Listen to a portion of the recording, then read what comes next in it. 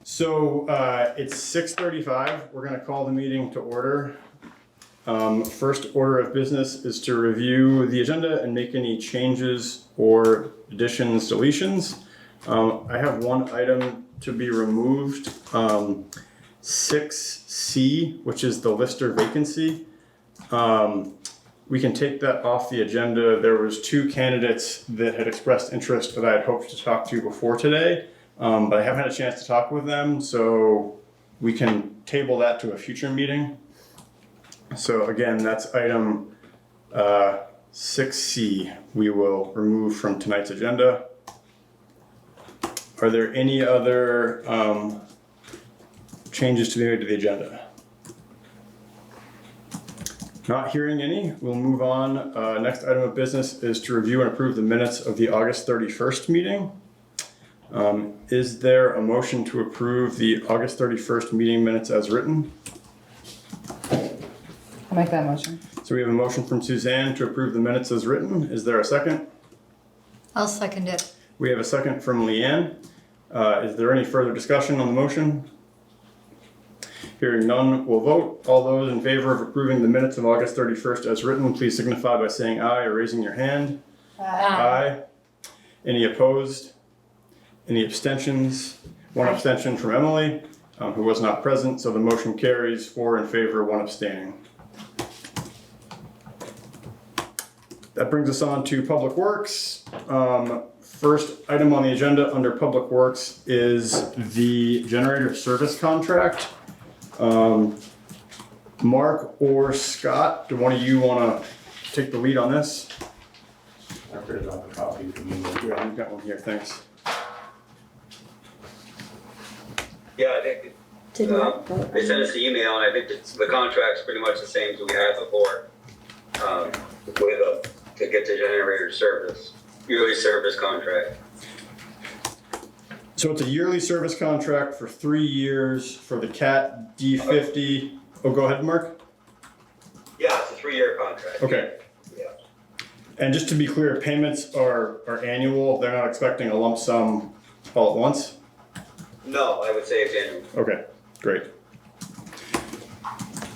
So this covers the generator at the water plant, the generator at the garage, and the generator at the school. Correct. The one at the garage is the portable one. Yep. So the total service contract for 3 years for the 3 generators, so that's one service annually for 3 years, is $9,397.77. The pricing appears to go up by about 40 or 50 bucks a year for service. So starting at like $967 and then going up in price each year by what looks to be about 60 bucks or so. Anybody have any questions for Mark or Scott on the generator service contract? Did you get more than one quote on that, Mark?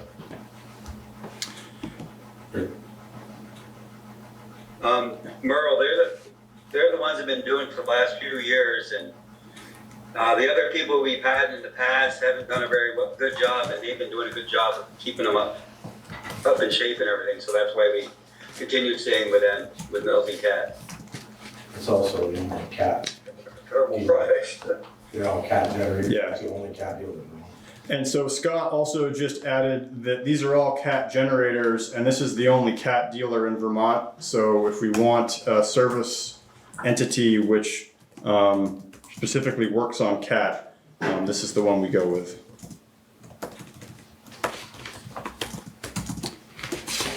All right, if no one's got any questions for Mark, then I would entertain a motion to adopt the generator service contract with Milton Cat. I'll make a motion to adopt the generator service contract. Great, we have a motion to adopt the generator service contract with Milton Cat from Leanne. Is there a second? I'll second. We have a second from Emily. Is there any further discussion? Hearing none, we'll vote. All those in favor of adopting the Milton Cat generator service contract, please signify by saying aye or raising your hand. Aye. Aye. Any opposed? Any abstentions? Motion carries 5-0. And we will sign up that tonight. Next item under Public Works. So the item here was the public safety building boiler quote. This was a quote from John Mercy. It looks like Scott's got it. The only one issue with it is, it says on here it's only good for a certain amount of time, so I couldn't get in to get a new one, so. Okay. I want to add a little bit, just to cushion it. But this is the revised quote that June 22nd, 23. Yeah, because if you read the thing, it's only good for a couple days. Cannot guarantee material pricing for more than 2 days beyond above date. We Gotcha. looked at this, the meeting that you were not here, Charlie, and we had discussed that Mark was gonna follow up with him to get an updated quote that was more accurate. Yeah, we've tried to get him, He's just too busy to give you, Okay. so okay. he said go by that, and, you know, I mean, I think if we just go like 2,000 more just to cover extra expenses, you know, if prices went up and everything, that would cover everything. Okay. And the reason we didn't get another quote is John Mercy lives in town, and he's done the furnaces at the Grange Hall, at the town hall, and he's been doing a real good job servicing everything, and the new furnace at the the town garage too. So that's why we went with him. Great. So I talked with town office staff last week regarding the work they're doing on the renovation design, the renovation committee. And what they're working on right now is the state's offering free energy audits to municipalities to come in and look at buildings and basically give you a readout for free on their advice on energy efficiency, all that good stuff. That energy audit could potentially lead to additional public dollars in implementation. So actually putting in a new system or redoing a system. And what Liz had asked was, in light of the scheduling of the energy audit and her understanding that if we adopted a quote for the new furnace now, they would probably just not do it with us. They would just kind of say, well, why are we doing this? You already have a quote for a new system. We're not going to do it. What they asked was that we essentially hold off on this for the time being until they can perform the energy audit, in case that provides any additional context or information. Also potentially unlocking any money that might come out of that. So Scott and Mark, do you guys see any issues if the board kind of sits on this for at least another month or so? The only issue I would see is, as of right now, this system does not work. Yeah. We would have to put thousands of dollars, upwards of 5,000, to make it run for winter. Yeah. So just be aware of that, and timing as of, I don't know how long it would take to get. I mean, if you ordered it today, would it be here in a week or would it be here in 2 months? Yeah. Just think of that part of it. I see what you're saying, absolutely, if you can get some Yeah. funding towards it. Okay. Is there a date on the table for the energy audit? No, she was trying to get one. I think maybe, from my perspective, like, it's scary coming into possibly an early fall, like, who knows, without having a boiler that works in this building, like, there's a lot of people that depend on it. Yeah. So I think that we need to say to Liz, we can hold off on this until, and if there isn't a firmly scheduled audit, then we need to move on something. Okay, that makes sense. That Totally. also is, that boiler on that quote is for future, that can be added to do more things here. Yeah. That is in that, we did tell him that. Yeah, Liz did mention she spoke with John about the plans, and so that he did size it appropriately. Yes. Um, And the efficiency going with that was gonna go from 82 to 97% efficiency. okay, great. So that part of it would be great, but. Awesome. Yeah, we can talk to, I can talk to John and say, you know, when do we have to let you know by to get things done? Then you Okay. can get more of a clear answer too, I can do that. Okay, yeah, that'd be perfect. And I'll follow up with Liz Perfect. on when she can get the audit scheduled. So, okay. Hopefully we'll go inside. Great. So we will hold off on any action related to the boiler you, quote Scott. until now, for now, and we'll wait to get clarity on the energy audit timing. Yeah, that sounds good. Okay, great. There's nothing else with the boiler quote. Third item on public works for this evening, and I apologize, I mislabeled this in the agenda because I read the letter too fast. It should not be Montgomery Heights Road Adoption Request, it's a road maintenance request. We received a letter from the folks that live on what they're calling the Montgomery Private Road Association, but this is essentially the lower ring road, upper ring road, sorry. And the letter requested that they would like the town to grade and provide materials towards the maintenance of the road. My understanding of this, that's a private road, so we have no interest in doing anything up there. It's not even a class 4 road, it's just a private road. Okay, that was one clarification I was hoping for, because the letter insinuates that road is a class 4 road, but you're saying, Mark, it is a private road. Yes. Yes, yeah. Okay, I also went up and checked prior to this, Mark had mentioned it, and that, we couldn't even grade it. It's so narrow that trees are slapping the small tow truck. yeah, They would have to do a lot of work to be able to even get equipment up there. And it's been neglected on their part. So, that's something to think about. okay. Anything else, Scott or Mark, on this request that we should be aware of, or? No, I mean, it's just, I understand the request, but we can't start doing private roads. Yeah, I'd love to have my road done. If you guys are doing private roads, come on up. Stop up, eh? Stop up anytime. Can of worms we don't need to open up. Okay, so do you want to get back to Robert Maloney? Do you want me to get back to Robert? I can if you want. Scott's saying he can get back to him. If you'd like to, Okay. know. Okay, that's fine. So Scott, if you want to get back to Robert, that'd be great. I just need a piece of paper. Yeah, this has got his email address on it. So I'll send you one. awesome, thank you. No problem. And apologies for not doing this earlier, but I am going to hit the record button. Can you tell me his name on that letter? Sorry. Robert. Maloney, M-E-L-O. Robert, M-E-M-O-L-I. M-E what? M? M-E-M-O-L-I. Thank you. Great. And again, I apologize for not doing this at the beginning of the meeting. I forgot, but we're going to start to record now. Recording in progress. And as always, the meeting is being recorded by Northwest Access, so we'll feed them this Zoom recording so that if and when we do any screen share, they can edit that right into the meeting. All right, great. So that brings us through the listed Public Works agenda items. Scott and/or Mark, do you have anything else for the board tonight? Yeah. Okay, great. Do you want to? So that folks on the call can hear. Do you want to come up to the table for a second?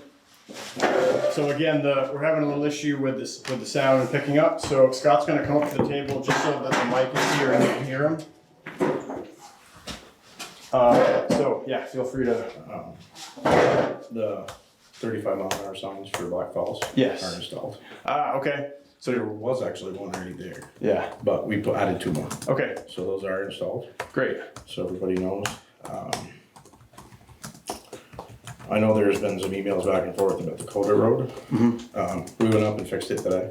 It's passable, good, but we need to have a discussion of going forward, what we need to do, and it's very unclear of class 4, because the maps that we have actually says it's class 4, but it's stated as impassable and not used on our maps. Okay. So we need clarification. There's a gentleman that can come from the state to do the road classification. I think it's free, they come and. Can I ask you a clarifying question? Sorry, just so I capture it. You're saying it's listed 2 ways on the maps that we have? Yes. Okay, so it's listed on the maps as class 4. But it says untravelable, unpassable on our map. Okay. So, and that's a state or federal map, state map. I would Okay. say. So we need to, I think, get a hold of that gentleman from the state. He'll come up, it's free, and he'll measure them out and tell us exactly how far we need to go and what we need to do and how it can be classified, and that's standard and that's the way it is. So I think we should get a hold of him. I talked to Mark a little bit about that. Do you Yeah. know who he is? What's that? Do you know who the guy No, is? I, Okay. I got his name at the shop. Okay. Um, That's okay. I don't let's need see. And just to clarify, because right now the maintenance, the class 4 road maintenance policy, under the policy as written, the town is obliged to ensure that class 4 roads are passable One day. 1 day a year. So if What a, does that mean? Was that Today's the yesterday? Or was it tomorrow? but the issue would be that if our map says class 4 and impassable, that creates an oxymoron essentially. So that's the issue with what, okay, Yeah. okay, So I'm gonna get some clarification for everybody and find out exactly which side of that map we should be abiding by. okay. And And whether, what does passable mean? yeah, Does yeah, that mean passable to a four-wheel drive pickup, or does that mean passable to a fire truck, an ambulance? What's that mean? yeah. A Prius? Well, we have a lot of those around. But it's, in some of these only go to camps that people don't live there. Yeah. So we need clarification on a lot of it for the people in the board, so Okay. we understand. Glad to go fix it, but if we're not fixing something we aren't really reliable for, time and money, Yeah, yeah, obviously. yeah. Mark, did you want to jump in? And while this guy's in town, I think we may just have him mark every class 4 road, Yeah, oh no, absolutely. because we've got questions on every one. Then we know exactly where the lines are, and it's not just us saying it, it's officially done. And then we know exactly where the lines are and where we're supposed to go. Great, Yep, so I'll get a hold of him good. and set something up for whenever they have time. I have talked to Mark, and I think Mark has mentioned tires for the grader. We're having trouble with them. They're getting cracks in them, and they're starting to lose air. Yep, I quoted some out, and new ones are $2,000 a piece. okay, The tire company actually just got a hold of me. They have 4 brand new tires. They're radials, the exact same size, and somebody bought a new loader and swapped the tires out, and they'll give us those brand new radials for $1,000 a piece. okay, Do it. So, yeah. And I think, half price. and Do we had seen this coming, right? So that we had budgeted into the budget tires for the grader, so. We talked about it. I'm Well, not it's a- sure if it went into the Well, it's a budget. big number, it was something that we were Yeah, aware of. But it's 4,000. 4,000. I think that we quoted was 10 before. Okay. So it would only be $4,000. Great. So let's pause there for a second, because given the purchasing policy that we've got in place, which I don't have open in front of me, I think this would fall under the pre-approval. So does anybody have a motion to authorize the expenditure of up to, let's say, 4,500, just to cover any whatever? Install or whatever. Yeah, so why don't we say up to $4,500 for 4 replacement tires for the grader? Yeah, I'll make a motion to allocate $4,500 for greater tire replacement. Great. So we've got a motion to authorize the expenditure from Emily. Is there a second? I'll second it. Great. We have a second from Leanne. Is there any further discussion? Hearing no discussion, all those in favor of authorization of the expenditure, please signify by raising your hand and saying aye. Aye. Aye. Any opposed? Any abstentions? Great. Motion carries 5-0. So you're good to go on getting those ordered. Okay. I have a picture of them over here too. Can't beat that. Those are our tires? No, these are the ones that they'll give us. Oh, the new ones. I was like, those look in pretty good condition. Those are the new Yeah, ones. okay. Good. Yeah. So, Yeah, yeah, ours are. they look like tires. They look like nice tires. Ours are starting to lose air, so. All right, great. Okay. And then, I don't know if you guys have talked. Where are we getting them from? Marshall Tire. Marshall Tire. Yep. I've tried a couple other tire distributors to get prices so we could quote, and tires are really hard to get, and Yeah. both places told me they won't even give me a quote. Stick with your tire person, Yeah. because if they find out you're going somewhere, they're gonna put you on the back burner. But we bought all our tires from Marshall, so we're sticking with them, and from what I've seen, they're good price, so. Good. Especially these, I mean, they're $1,000 a piece, so. Great. I've talked to Mark, I don't know, Mark, have you mentioned the tractor and the mower? last time. Looks like he's froze up. I think I mentioned that. Okay, And yeah, but you could fill them in. okay. The tractor that we mow roadsides with and sweep with, we're having troubles with it popping out of gear all the time. And it's a 68, I think.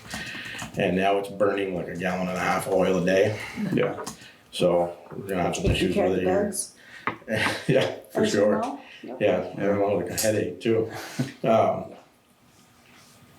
And now one of the guys was mowing the other day and he hit something with the mower, and I think the mower is still open. So I don't know. It might be able to be fixed, but so Okay. we're gonna have to do something with the mower, and I don't think the tractor's gonna handle anything much Yeah. more. So Well- I mean, I think we can get by for this year. Okay. So, I we mean, had- most of the roadsides are done. But for future, I got a couple quotes on a boom mower, which they haven't emailed them to me yet. They told me what they were, but we can either rent one, or I have found one used one that's in really good shape. A new one is 170,000. Okay. I found one tractor and mower, boom mower, for just under 40,000 from another town. Okay. So it's something we can talk about, and if it's interested, we can go look at it or whatever, but I think we can get away for now, but Okay. we're gonna have to think for the future, I guess. We'll poke around, and if you want to go look at something, look at it. I mean, this was kind of on the radar that we knew this was coming anyway, you know, with the Yeah. age of everything. So not a complete surprise, but Yeah, the mower's done its due diligence for sure, both of them have. doesn't really owe us anything. Well, Billy said he bought it 36 years ago, and it was like 5 years old when he bought it. Yeah. Yeah. So, I think that's it. The only other thing I got is, sand. We're gonna start hauling sand here pretty soon. Yeah. I talked to Mark a little bit. Usually we get it from Leeches, but Wright's Pit, where we've been getting all our gravel, has a little bit cheaper sand, and it's really good sand. So I don't know if maybe Good. we could maybe haul it out of there this year, or maybe do half and half or something. Sure. I don't want to upset anybody for them buying, but I think it's a little better sand. Yeah. And it's actually like $1 a yard cheaper. Great. So. And is this Wright's Pit on Horseshoe Circle? That right? Or which Wright? It's actually right from next, it's over in Berkshire. On, Oh, okay. Roger Wright's Pit. Oh, Roger Wright. Okay. I was thinking Yes. for some reason Well, about Roger, Yeah, that's why yeah. it's his boy Heath now, but, Yeah. we've been hauling gravel over there for 2 years, Okay. and, they've got good sand, like 12 towns buy from them, so it's good sand. Great. So, and it's $1 a yard cheaper, so, Great. Well, that's good. yeah. Cool. Anything can save money these days. Yeah, for So, sure. I think that's. Right with a WRIGHT? Or? Yes. Okay. Yep, Wright's excavating. Yep, I think that's all I got. All right. Great. Mark, anything else for Public Works? No, that's it. Thanks, Scott. All right. All right. Awesome. Thank Thanks, you, Scott. Thank you. All right. Well, if there's nothing else from Public Works, we will now pivot to visitors. And the first visitor that we've got on deck is Kate Warner and Kate Sudhoff, the Kates, here to talk about a forest legacy project that part of which is located in Montgomery. So, Kate, I will turn it over to you, and we're ready. Thanks for your time today. My name is Kate Warner.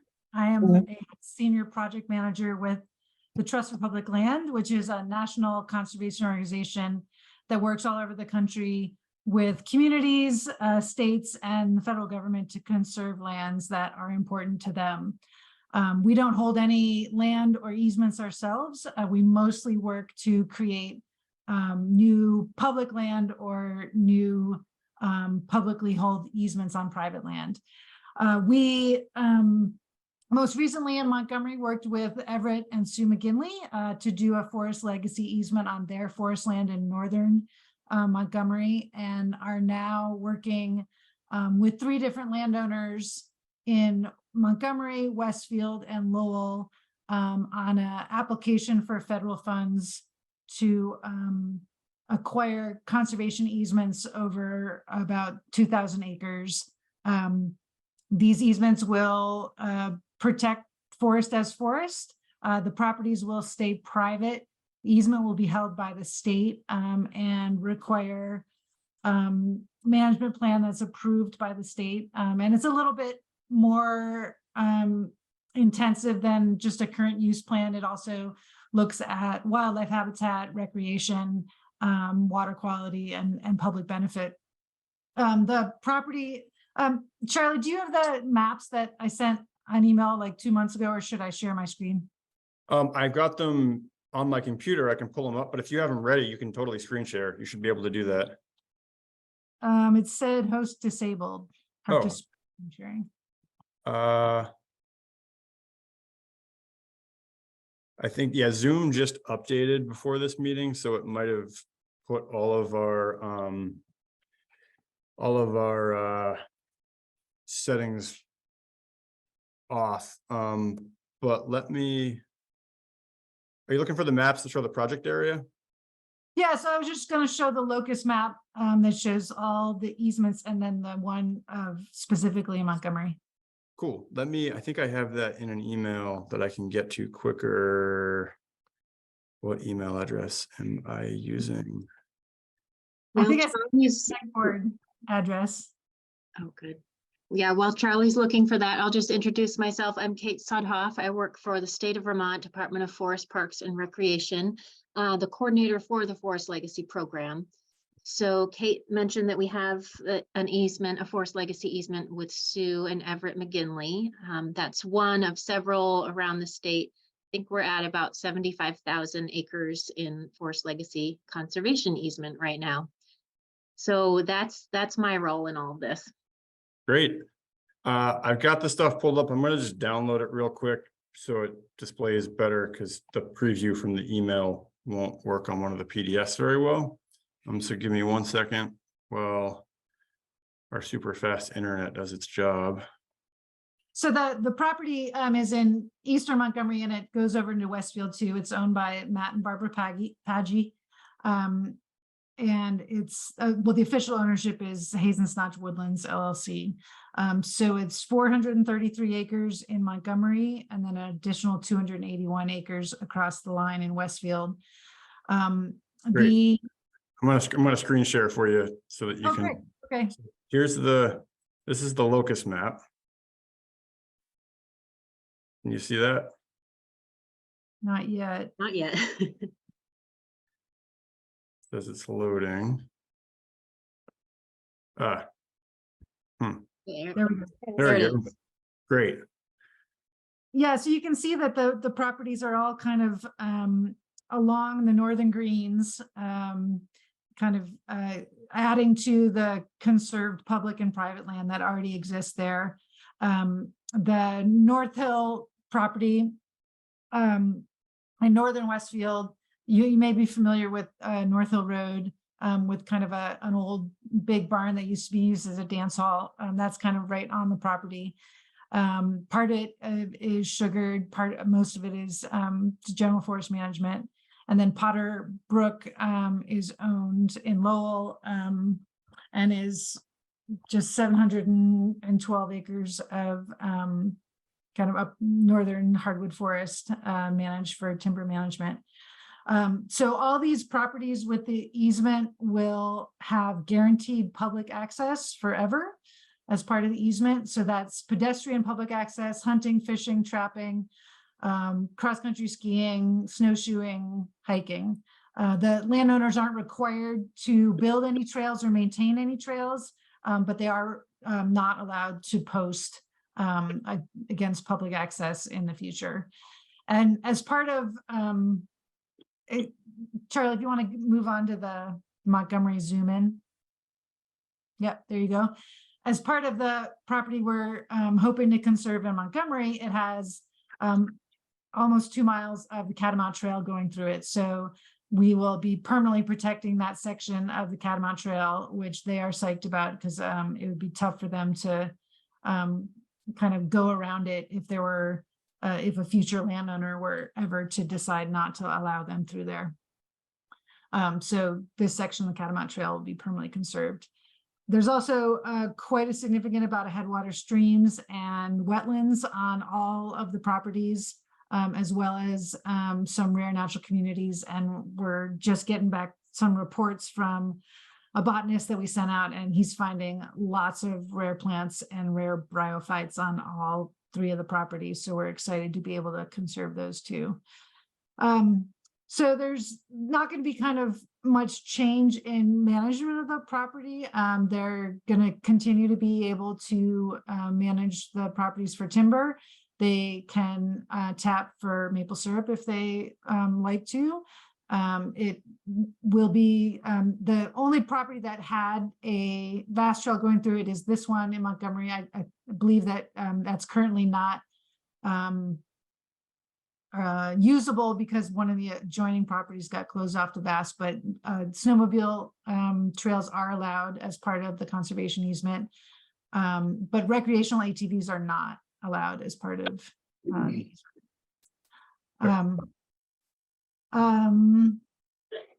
What am I missing, Kate?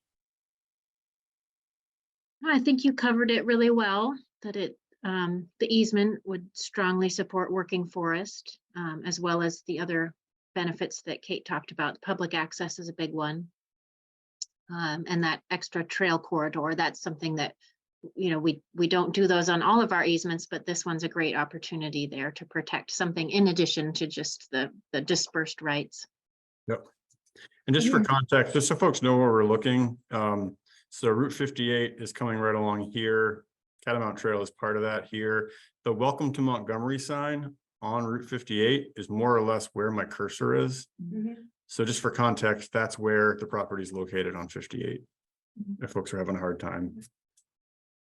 And this shouldn't change your taxes into Montgomery at all, unless the lister decides to change the ground list value once it is conserved. Some listers do change those values, some don't. It's up to the lister on whether they want to do that. But since it's already enrolled in current use, it's really not going to change the tax burden on the landowner at all, even if the grand list value were changed. So most listers don't. And we are here to ask for the select board's support of this project. That is one of the requirements whenever the state acquires an interest in land. And we also like to see community support of these projects that will benefit the community as part of our application for federal funds, which we're putting in this fall. Awesome. I'm going to stop screen sharing unless anybody wants to ask a question about the map that's up. All right. I also want to note this is in partnership with Cold Holiday Canada, which many of you are familiar with, and Charlie's involvement in. And you know, we've been working with them to identify some properties that are really important in the larger landscape for wildlife connectivity and for climate resiliency and flood resiliency. So they help. Cold Holiday Canada is partnering with us here on identification and kind of future management and future forest landowner connections. Great. Anybody have questions for Kate or Kate? Kip, Merle, if you got a question too, feel free to ask it. Questions can come from the public or the board. No, not really, just the conservation easements. It's the owner of the property that sells the conservation easements, correct? Correct. Yep. No. But I guess I didn't fully understand what the town's part is. The town's part is in it. Yep. Yeah. So as Kate said, you know, as part of the project for any legacy easement that they're working on, they would like every town that is involved, you know, where the land is located, to be aware of the project and to support it. So I think tonight is just about getting the board's support for the project. Oh, yeah, that's fine. Yeah. We're not asking you to put any money into it. Yeah.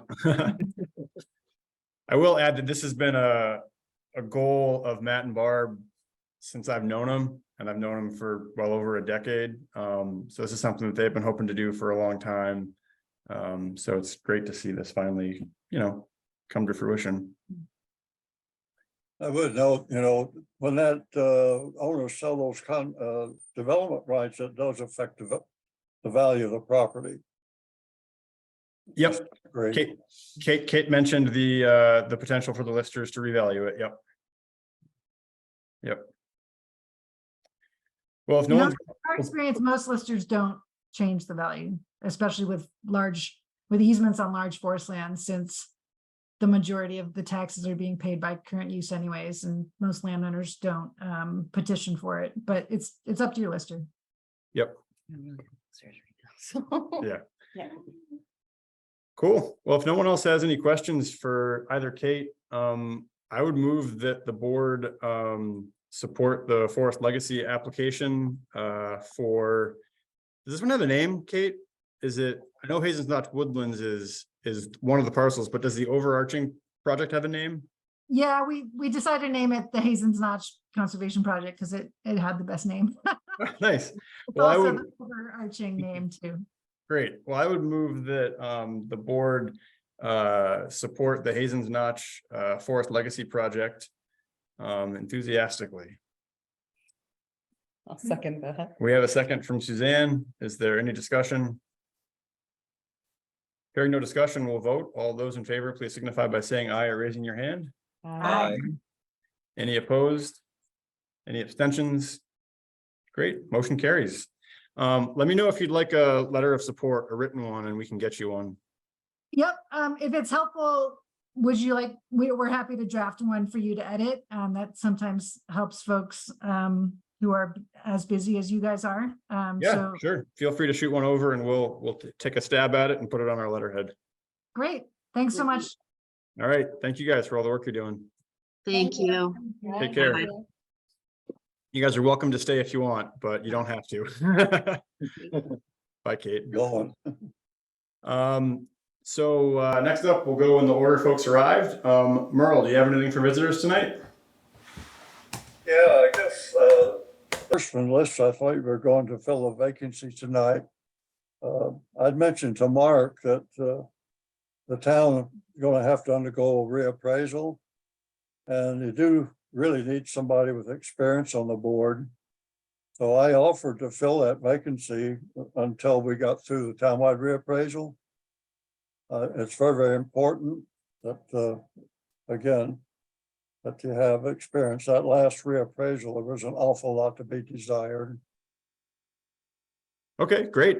Well, as I mentioned earlier, we had a couple other folks express some interest. I haven't had a chance to meet with them yet to talk about it more, but I will certainly add your name to the list, Merle, and hopefully in 2 weeks, once we have clarity on the other 2 individuals, we'll make the appointments because there are 2 seats to be filled.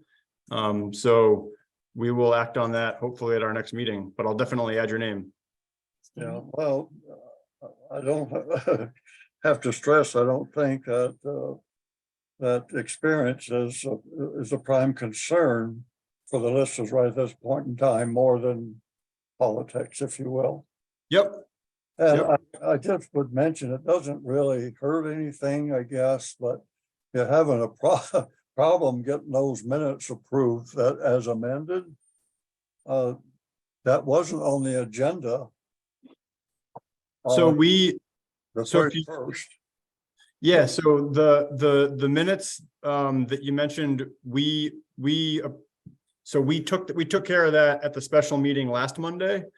So if you look at the minutes of the special meeting of July 31st, at that meeting, the minutes that had been passed as amended but not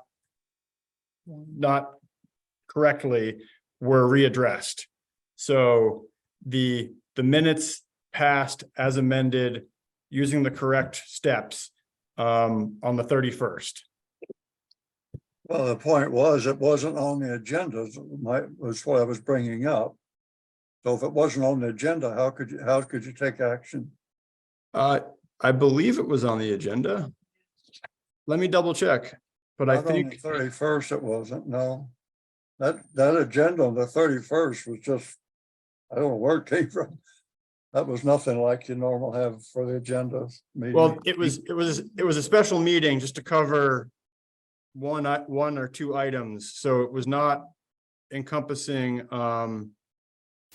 like the normal layout for the agenda. Yeah, it was brief.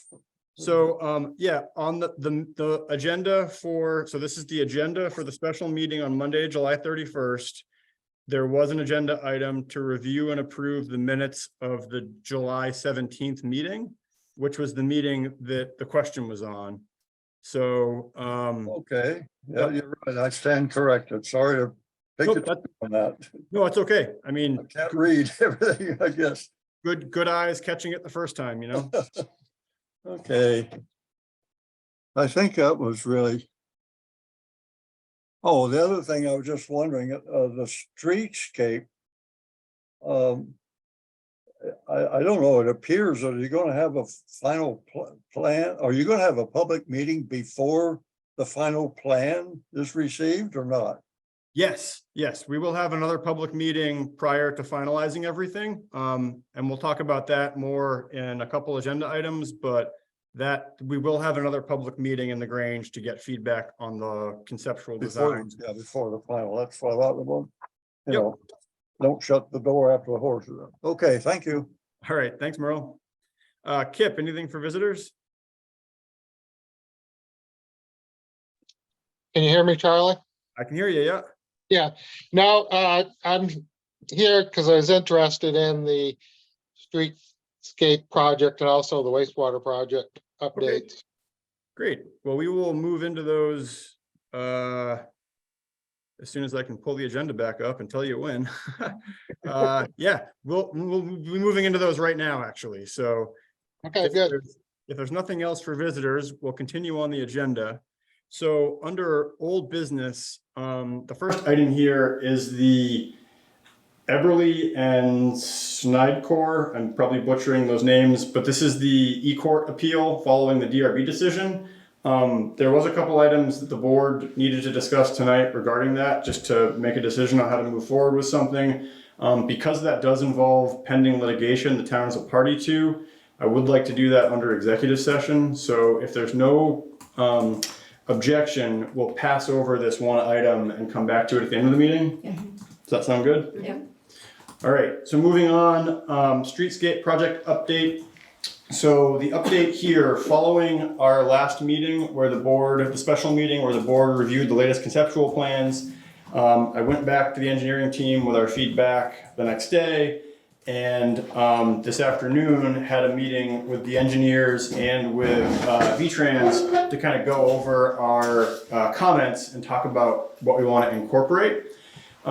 Two things to take away from that meeting. One is, if you remember the two different iterations we looked at, one of them had a realignment of Main Street coming around the corner after the rec center. And we were trying to figure out like what exactly the realignment was getting at, because it looked like the sidewalks would still fit and everything else. And at that point, we kind of said, well, if the realignment's going to cost a bunch of money and we don't need it, we're not going to do it. We don't need to. So I did get clarification from the engineers today that the realignment essentially would address an issue whereby under the current road footprint, with the work we want to do, we'd be moving very close to a couple residences, specifically Marsh's house, and then as you come around the corner, Brent's old house.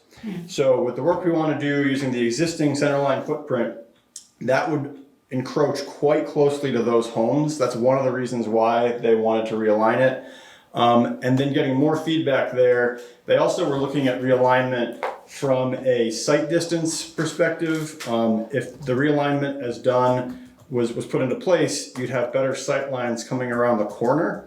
So you'd actually be able to see farther. They also mentioned that, where am I? Yeah, it would soften the corner, provide greater sight distances, move the road base away from the house, which also would get towards some of the safety concerns with cars going off the road. So given that feedback, what I told them was realignment sounds like something we should do if we're going to pursue this. They're going to come back and try to find like a happy medium to it, whereby they can realign it to meet the goals that are necessary, but not overcorrect more than that, essentially. Because some of that gets into the cost for the realignment, what would the height of a retaining wall be, all that kind of stuff. So the realignment is back in the mix for the next design iteration they're going to put forward, and those are the reasons why that's going to be included. The other takeaway was south side of Main Street. What we had talked about was shortening up the sidewalk on the west end to not have a new sidewalk in front of the row houses, which would negate parking there. Rather start the sidewalk at where the happening is and run it down past the Phineas, where that is now. If folks remember, the one thing that we said was we really need to maintain the informal on-street parking in front of the Phineas and the Inn. In the conversations today with V-Trans and the engineers, I relayed that, made it very clear that that's kind of a hard line for us, that if that informal parking on the south side goes, then we probably need to revisit whether or not we redo sidewalks there. In that case, we would stick to just the north side of Main Street. Had a lot of discussion with the engineers and V-Trans today about that. The engineers are going to draft something up to then present to V-Trans so V-Trans can consider it. V-Trans' problem is that right now, if you look at that, which I sent them pictures, if you look at the road, there's the sidewalk, there's the paved shoulder, and there's the roadway, the travel corridor. There's currently enough room between the travel corridor and the sidewalk to park vehicles. V-Trans' stance is that if we're doing work on the road affecting the south side of the road, we would need to correct things that are currently not up to code, for lack of a better word. Meaning that in their eyes, if we're redoing the sidewalks on the south side and putting in that curb, we need to design it in a way where we're not putting on-street parking on the south side of the road. Because if we're putting on-street parking, that kicks it into that class 1 highway. So we're in this weird gray area of V-Trans being like, well, we can't really approve that, but we kind of maybe could if we looked at it a little differently, blah, blah, blah, blah, blah, blah, blah. So again, V-Trans is going to go back with a conceptual design, or the engineers are going to go back to V-Trans with a conceptual design that shows, here's what we're talking about, can you guys approve this? Can you guys get down with that? So the two things that we're waiting for clarification on that next iteration is the realignment of the curb and what the status of that south side sidewalk is as it relates to parking. So, In these conversations that you're having with V-Trans, do you get a sense, like, I don't know if you're just talking to one person or a big group of them, but yeah. Is there a sensitivity to the fact that this is like rural Vermont and these roads are kind of like, you know, are they very like end all be all, or is there a little wiggle room? It's one of those things where they're like, well, here's the standards, we always stick to them, but there was that one project in blah, blah, blah, blah, blah, where we did this, and it worked like that. I mean, like in the discussion today about the south side sidewalk and the on-street shoulder, he pointed out a project which was in North Hero, I think, where they did exactly what we're talking about. Yeah. Very similar to how they were like, we will never allow on-street parking if the town doesn't take it over as a class 1 highway. And I said, well, what about Bakersfield? Well, Bakersfield was a different story, right? So what we're dealing with is like, we have a set of stuff that they need to abide by, but they do acknowledge that like, there's realities we want to meet, there's objectives we want to meet. So the gentleman we're working directly with is Pete Pochop. He's in permitting, I think, but we've been working with him for a couple of years. So he knows us, we know him. I think he's amiable to working with us. The key is, can we get this in a place where V-Trans can, with a straight face, say, yes, you can build this, we're good to go. So the next step there, like I said, is the engineers are gonna basically take the clarified feedback after today's quick discussion, try to get something together so that we can get it to V-Trans so they can give us the blessing. Following that, they'll work up that final conceptual design based on what the board has talked about, and then that's what will trigger the public meeting at the Grange Hall for public comment. So again, we wanted to get the conceptual designs into a place that the board was comfortable with them, and then we put them on the wall and get feedback from the town at a public meeting to then figure out what the next course of action is. Were the designers receptive to the idea of pushing that sidewalk back to accommodate for the parking? Yes, yep. Okay. Yep, they understood that. They understood exactly why we were wanting to do it. And they had already mocked up a quick conceptual design, which had already pulled that. So that was something they were totally able to work with. Right. Yep. Darlene, did they discuss the parking down by the rec center? Which there was 2 different options. Yeah, so they said basically, because we had gone back to them and said we kind of like the diagonal parking one. And they basically said, great, we'll incorporate it into the conceptual design and use that for the cost estimates. Great. Good. Okay, that's sounds good. Great. So at this point, sorry, go ahead. On the realignment, Charlie, wouldn't, they tend to straighten the curve out by cutting into the bank on the right side? Yes, so the realignment would soften the curve is kind of what they call it. So it would make the curve, less sharp. So it would cut into the bank. As part of that, we would need to have a short retaining wall that would allow for the cutting and also the sidewalk there. Yeah. There's some very attractive retaining walls. I know, we travel some of the interstates. I've seen some beautiful retaining walls. Some of them look like they're 15, 20 feet high. Yeah. With what do you call it, stones, the stones are, what do you call, architect on the stones. Very, very attractive. Yeah, yep. So ours will, if we move forward, ours would be a lot shorter, but I agree that there's design elements we could talk about there.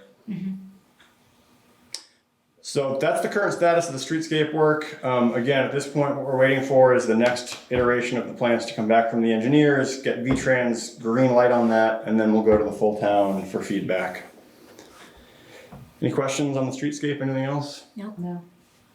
All right, next update here is on the wastewater project. So the big update here is around the easements. So I had another meeting with our legal team last week to review the current status of what we need for the easements and what that's got to look like. So as a reminder, for the wastewater project, we need, technically it's 2 easements. We need an easement to allow us on the property for construction, and then we need an easement which allows us on the property for operations and maintenance, O&M going forward. So we can go in and fix something if it breaks. We're working to roll those into 1 easement as opposed to having 2 easements for each landowner. The trick here gets into what needs to go into the easement in order to make sure that the easement is clear and enforceable. And we've talked about this a little bit in the past, but the way that the wastewater systems are designed is that it's using gravity to essentially collect the effluent. The other design here would have been using pumps. That would allow us to keep all the infrastructure in the right-of-ways of the roads. The difference there being that that would require pumps at each property, which requires electricity, increasing cost, increasing some interesting things about where does electricity come from. But basically, to put all the infrastructure in the right-of-way, it would increase the project cost by like 30%. So because of that, we're using this gravity design system, but because of that gravity design, parts of the infrastructure that are not connected to an individual residence must travel across parcels. So right now it looks like about 30% of the parcels on the system will have a pipe that goes through the property, which is not just the pipe that hooks them to the main line, essentially. In order to get the easements in place so that we know exactly where the pipes go, it's looking like we're gonna have to do some survey work in both the village and the center to document where boundary lines are located. We will not, because it will cost us way too much money, do a full survey of every parcel in each district, because that will take us forever. It's too costly. So the engineers are going back through now to figure out what boundary lines really need to get surveyed to be clarified. The problem here is that if you overlay the engineering schematics on our parcel maps, you can see that Force Main 7 parallels the property boundary between Jack and Jill. But the question is that parcel boundary accurate? Is that force main actually on Jack's property and not Jill's property? So what we could end up doing is getting an easement from Jack, which allows for the maintenance of that pipe when it actually exists on Jill's property. The big difference here is less so much if there's parcels that are both in the system and there's an error, but the big thing we want to avoid is what if there's a parcel not in the system that a pipe lands on that we have no easement for. So for example, if a pipe runs the eastern boundary of a parcel on the edge of the system and that pipe is actually on the neighbor's property, we need an easement from that person. So in order for the easements to reflect exactly what's going on the property, we need to know where the boundary lines are. The other part that goes into this is that the easements will say, in effect, within a 10-foot distance of this pipe, thou shalt not put in a swimming pool, or dig a well, or construct a ancillary dwelling, right? And so for the landowners, what we need to do is make sure that it's clear to them in writing where that is, so that 15, 20, 25 years from now, they can look at it and be like, oh, I know that that infrastructure goes there, therefore we cannot put that in that location. So for all those reasons, we're looking to get additional survey work done. The engineers are writing up a scope of work. I thought we might have it tonight, but we don't, to get out for bids. This is for the additional survey work. The other layer of increasing complexity layered on top of this is the title searches. So I'd hoped to avoid this, but we're gonna have to do a title search for every single parcel that is going to be hooked into this system. If anyone's done a title search on a property before, they can take an hour, they can take a day, because you're going back through all the records to establish essentially what interests any prior owner might still have, any other entity has, whether those are right-of-ways for roads or utilities or mineral extraction or any of this stuff. The reason being that if we don't do a full title search and identify every entity with an interest in a property, we cannot go forward and get those rights either extinguished or get them to sign on to it. This includes banks as well, so mortgage holders. What the lawyers basically are saying is, what we want to avoid is X number of years down the line to have something happen whereby the easement does not legally hold any water. And we then have a hole in the system that we cannot get to and maintain, and we have to go through all this again.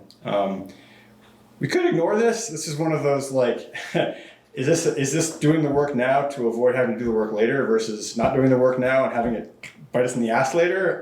So we could, but the advice of counsel, which I think is good, is to move forward with the title searches so that each one of these easements will essentially stand on their own going forward with no potential legal challenges to them. Now, the title work, again, you're looking at 175 properties or 100, something like that. So it's going to take a while. It also potentially could be very expensive. And so what we're looking to do is put out a scope of work as well for the title search work. We've already told our legal team that we love them a lot, but they're not going to do it for us because they would charge us out the wazoo for it. A lot of survey firms will also do title work. So what we're thinking about doing is trying to get a scope of work which includes the survey on the ground work with the title work, and see if we can get one firm to bite at that and then figure out what the timeline would be for how they can tackle it. But that's kind of the latest update in terms of where things stand from a project moving forward, milestone, roadblock, headache, whatever you want to call it. Is basically the easements and what goes into that as far as survey and title work. What was our goal timeline for getting all the easements? As soon as humanly possible is the goal. At this point, we probably want to make sure that all of the ones in the village are secured by next spring, I think is kind of what we're hoping to do, so that at least that's all legally put to bed. Mm-hmm. So we're going to move on it as quickly as possible. But that's kind of the current state of play as far as this week's current headache. So we'll get a quote in for that work shortly and move forward with it.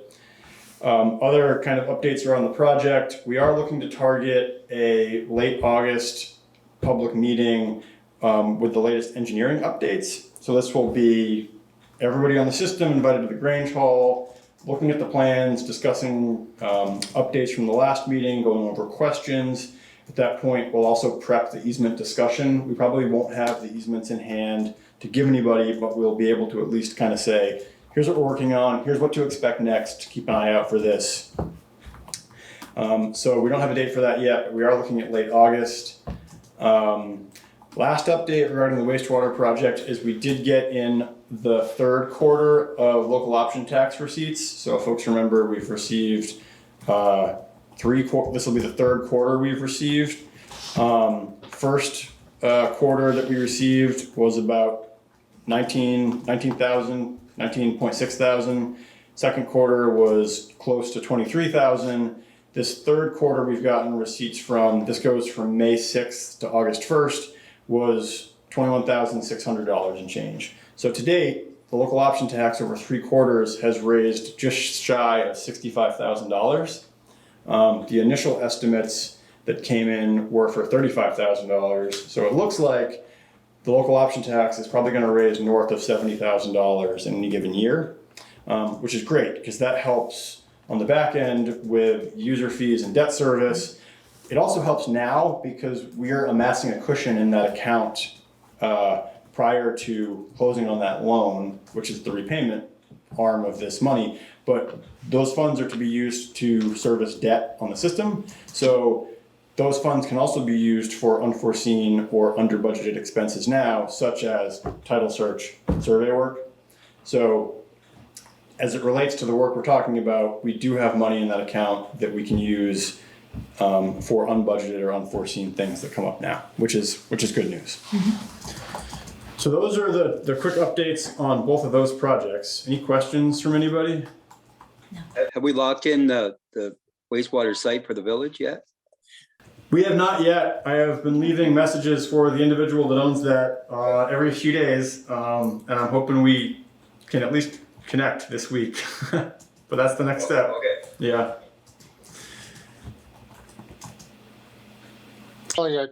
Are you thinking that you'll be able to start construction next summer on the village? Yeah, the hope is that we'll be able to start construction on the village system next summer. That is still our target. We're going to have a better idea of that as we come into the fall, but that's still the timeline we're working on. Okay. All right, well, if there's no other questions on... Can I ask Yeah. a question? And just if we're doing title searches and someone has a right of way on a property, we also need to get, I'm just clarifying, we also need to get an easement from them if pipe or infrastructure intersects that right of way. So could someone who's not necessarily a property owner, not necessarily going to benefit from the system, be a hiccup in this whole? Yeah, it could. Okay. So the first thing we're going to look at is mortgage holders because we need banks to sign off on this. I don't foresee any bank getting in our way because this project will increase their property. add value to the property. It protects them. Yeah, for sure. So secondary to that are the things like you're saying, whereby somebody has a right of way to do something across a property, or somebody might have some, I go to the mineral extraction thing, like which Water I have rights. seen, Yeah. you know, so what would happen there is we'd identify what the interest is in the property. We'd figure out, does that interest have any impact on the system? And if it does, the options would be to either work with that person to extinguish those rights. I don't believe we'd be getting an easement from that individual because technically it would be a case where their easement is in the way of this project. So, like, you know, like, oh, you have a right of way to put a road here, and even a road technically might not be a bad thing because we're going under it at a depth when it wouldn't really impact it. Right. So if there was something whereby, say for instance, somebody had a right to dig a 20-foot deep trench across a property. I don't know why they would, say they did. We would either work to get that right extinguished, or there's a scenario, last ditch kind of option here, whereby the town would have to go to a court and say, we are essentially looking to condemn this right on this property because it's in the public interest of X, Y, and Z for these reasons to build this system, and therefore, you know, we want a judge to, you know, condemn that right on that property. Really hoping we can get through this whole process without going through any kind of condemnation proceedings, but that's the backstop here for those kinds of things. And we'll talk more about that once we get into the ordinance and the governance questions around this. And the easements are closer to being drafted. So, Thanks. One situation you are gonna probably encounter is water rights to springs. yep, Mhm. yeah. Yep. Yeah, understood. And I think hopefully a lot of the things we talked about with the lawyers, most of these things would play nice with the system. So I'm hoping that anything that we come across that isn't a ownership, that isn't like a mortgage holder and more like a water right thing. Our hope is that most of these are things that just they play well with the system anyway and won't be a impediment. But we'll see. So if there's nothing else on those two projects, that's the update for today. If anybody has a time machine, we can go back a few years and say, hey, when they said, build a wastewater system, it'll be fun. Yeah, maybe you rethink that. Anyway, moving on to new business. Town office contract renewals. We have the contracts here tonight. We'll be signing this. This doesn't take any affirmative action by the board because we've already voted on the budget, which included all of the rate increases. So there's no affirmative action. But tonight, the contracts are here. We will sign them. Item B, reappraisal order from Vermont Tax Department and contract for reappraisal services. So we did get the letter from the tax department which said, Montgomery, thou shalt reappraise on this timeline or face the wrath of the tax department, which we knew was coming. The listers had been working on a reappraisal agreement with the contractor to do the reappraisal.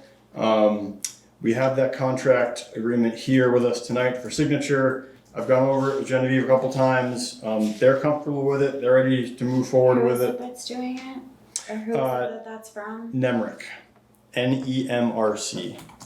NEMRC. RC. Yep. NEMRC. That's a lot of consonants in a row. Yeah, it stands for something. I don't know what. So like I said, the Board of Listers as it was constituted, and now Genevieve being the clerk of that still is supportive of this. So this would be a contract for reappraisal services. The cost of reappraisal will be $102,000, excuse me, which is high, but we have this stashed. We've been saving for this anyway, so it's a high expense, but we've got the money for it. So the action tonight would be to adopt the reappraisal agreement with NEMRC. How much was that? $102,000.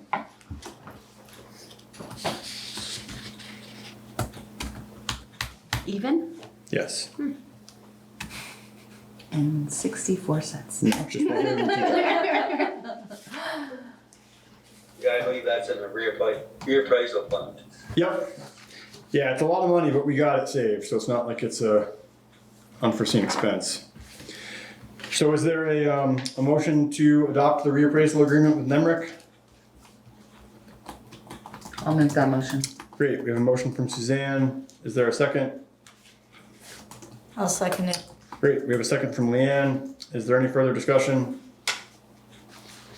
Hearing none, we'll vote. All those in favor of adopting the reappraisal agreement with NEMRC, please signify by saying aye or raising your hand. Aye. Any opposed? Any abstentions? Great, motion carries, and we will sign that tonight. Only other item before we circle back to the executive session is liquor and tobacco license. We have a second class and a tobacco license for Heimbecker LLC. Yes. Just for context, Heimbecker LLC is or will be the owners of what is currently Sylvester's Market. That is the establishment that we're talking about. Good for him. So is there a motion to approve the second class and tobacco license for Heimbecker LLC? I will make that motion. Great, we have a motion from Suzanne. Is there a second? I'll second. We have a second from Emily. Is there any further discussion? Hearing none, we'll vote. All those in favor, please signify by saying aye or raising your hand. Aye. Any opposed? Any abstentions? Great, motion carries. So with that, we will circle back to item 5A, which is the E-Court DRB appeal. Again, since this involves pending litigation, it would be appropriate for us to go into executive session. So this would be moving into executive session pursuant to statute 1 VSA 313(1)E. Is there a motion to enter into executive session?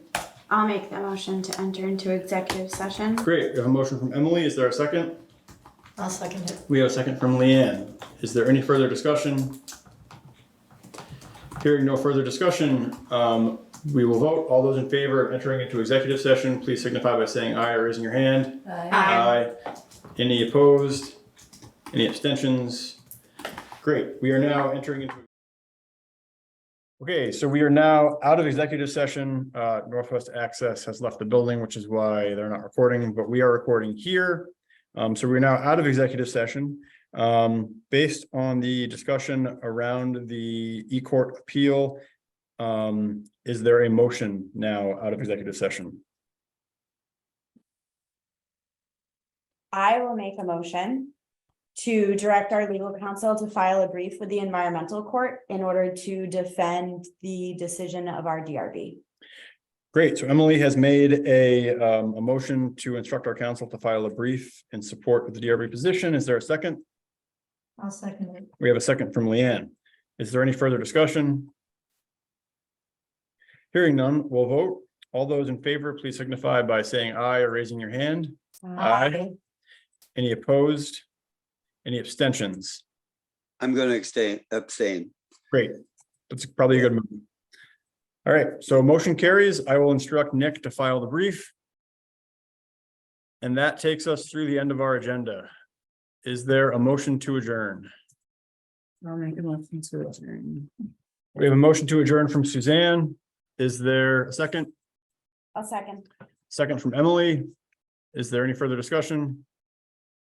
Hearing none, we'll vote. All those in favor of adjournment, please signify by saying aye or raising your hand. Aye. Aye. Any opposed? Any abstentions? Motion carries and the meeting is adjourned at 8:02.